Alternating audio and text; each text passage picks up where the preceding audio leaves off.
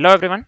Previously we had discussed about the one-to-many relationship. So today we'll be discussing about the many-to-one relationship, right? So here a many-to-one is just the reverse view of one-to-many. Just keep this in mind. We have the idea of one-to-many relationship, right? So here a many-to-one is just the reverse view of one-to-many. So in simple terms, many records in table A relate to one record in table B. Many records in table A relate to one record in table B, right? So this is it for the minute one. So let me explain certain things here. So just for the instance, many orders belong to one customer. Many orders belong to one customer, right? So we can go with any orders. One customer and an individual customer can go with any number of orders, right? So many orders belong to one customer. This is the many side of one to many setup basically, right? We are going with a many to one relationship, right? So here let's discuss the example very quickly. Let's discuss very simple example quickly, right? So I'll just go with here, use it test so database name. So let me create the table customers. I'll just go with a create table customers. This is fine. Create the table customers. So within the customers table, I'll just go with the customer ID, type int. Let me give int here. Also, let me mention this one as primary key. Let me mention this one as primary key. Let me go with a parameter customer name as well. Customer name as well. So this is varchar of 50. Varchar of 50. This is fine. No need of semicolon here, right? So we have to give semicolon here. So this is it for the table customers. Next, let me create another table order. So I'll just go with a create. So this one will be create table orders. Create table orders, right? So I'll just give here order. So this is fine.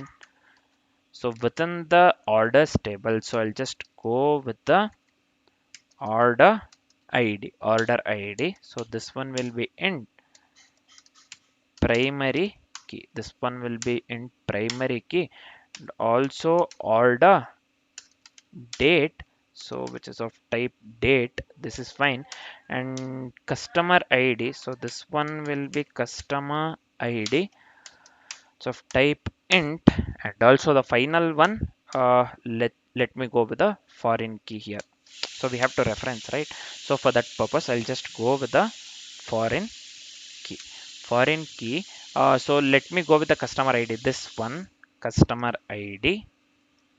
So this one references references the primary key in the customers table, right? Primary key, we have the customer ID here again. So this one has to be references.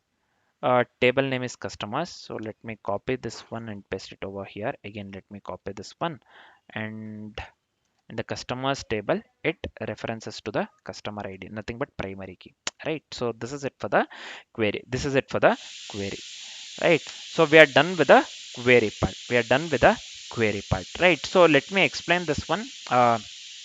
In simple terms, customers table, whatever we have made use of here, this one consists of the unique customers. This one consists of the unique customers, right? Also, we have the orders table as well. We have the orders table as well here. Each order references to the, refers to the customer. Each order refers to the customer. Means in simple terms, I want to say many orders can have the same customer ID here. Many orders can have the same customer ID. So an individual customer can make more than one order, right? So here in this case, many orders can have the same customer ID, right? So this is the very simple example for many to one relationship, right? So I hope this part is completely clear, man. Let me execute this one. So could not find the stored procedure orders, it is saying. Let me execute this one again. Could not find stored procedure again. So why this error? Line number 10. What happened to this one? Yeah, now I have to click. thrice. I have clicked thrice. So now this is saying comments completed successfully. I don't know why I was getting that error. So this works absolutely correct, right? So tables are created successfully. This shows, this is the simple example for many to one relationship, right? So this shows the many to one relationship, right? So let me summarize certain things for you. Now, what we learned here. So basically, many to one relationship means many children to one parent. Just remember this one. Many to one relationship means many children to one parent, right? So this is viewed from many side. This is viewed from many sides, right? So this is viewed from many side. Still, it uses the foreign key to link, similar to one to many and also one to one. It uses foreign key to link. These three things you have to keep in mind, right? So the I hope this one many to one relationship concept is completely clear. Next, let's move on with the many to many relationship. For now, this is it. Thanks for watching, guys.